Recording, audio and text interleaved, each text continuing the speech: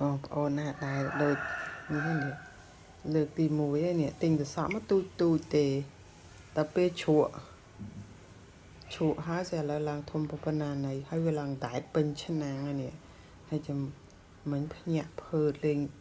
ប្រហោងធ្លុងនេះលឺអត់ភូតគ្រប់ទៅសក់ទាំងអស់ទូចប៉ុណ្ណានេះមើលអត់ហ៊ានញ៉ាំទេនេះចាក់ចោលស្អីអត់អូនេះឃើញថាល្អណាស់ហ្នឹងខំទិញយកមកជ្រក់ឥឡូវញ៉ាំមិនកើតនេះវាប្រហោងធ្លុងចឹង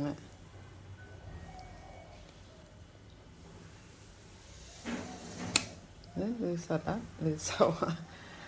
សក់ដល់ថ្នាក់យ៉ាងហើយអត់ហ៊ានទេនេះចាក់ចោលស្ដាយគ្រឿងទៀតណាគ្រឿងទិញសិតតែរបស់ថ្លៃផងឆាមកនេះមើលនេះលោកទិញមកប៉ិនកូនដៃស្អាឥឡូវលោកដៃចូលអាប្រហោងវានេះប្រហោងទៅសក់នេះមើលដូចទៅសក់ដូចសវកជែកឯនេះមើលសិអូ my god ហ្នឹងស្អីយ៉ាងទាំងអស់ប៉ោងវាប្រហែលយើងទិញមកវាទូចតែដូចថាវាមិនទាន់អស់ខ្យល់ថ្នាំណាហ្នឹងហើយដល់ពេលយើងយកមកជ្រក់វាធំតដល់ធំតទៅអូមើលនេះអូញ៉ាំមិនកើតចោលទាំងអស់លោកព្រះហើយមើលនេះចឹងទៅនេះមើលប្រហោងវាបងប្អូនមើលប្រហោងដូចស្វកចេកយល់ទេទាំងអស់ហ្នឹងបោះចោលហ្នឹងគិតមើលទៅថាទៅសក់វាធំប៉ុណ្ណាបើវារីកមកបន្តពីយើងទិញមកហ្នឹងវាប៉ុណ្ណាបើច្បាច់ទៅលាន់ចឹងនេះមានន័យថាវាប្រហោងក្នុងទាំងអស់ហ៎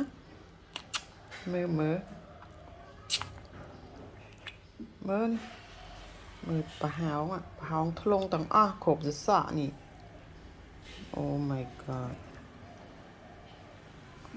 អើយបាច់សង្ឃឹមថាបានរបស់ធម្មជាតិអីទេមើលទៅនេះមើលសឹងថាហែកញាត់សាច់បាននេះអូហែកញាត់សាច់បានមែនតើបងប្អូនមើលទៅសក់នេះតែឃើញអត់ឥឡូវនេះវាដូចអស់ចាយ៉ាងបងណាសក់នេះមើលអូយស្ដាយទៀតណា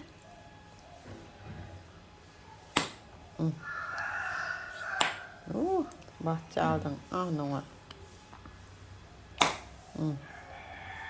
មានន័យថាវារីកធំហ្នឹងឮសូរទៅថឹកមើលគ្រប់ទាំងអស់ដែរអត់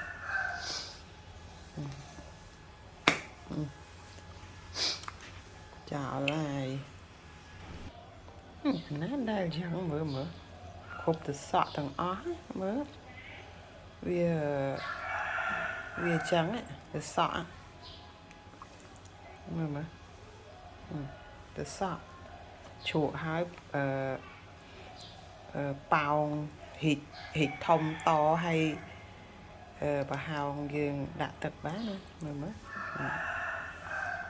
ដូចមិនដូចទៅសក់ឯងដូចអីហ្នឹងនេះដូចសបកចេកទៅអងទឹកនេះ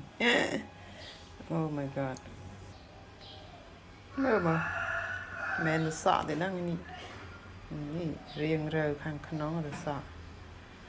ពេលបកមកមានទៅសក់ឯនេះប្រហោងអញ្ចឹងក្នុងអត់មានជាតិទៅសក់ទេអីផ្លែអីគឺវាប្រហោងក្នុងនេះស្ដើងដូចទៅសបកចេកវិញវាអត់មានជាតិទៅសក់នេះណា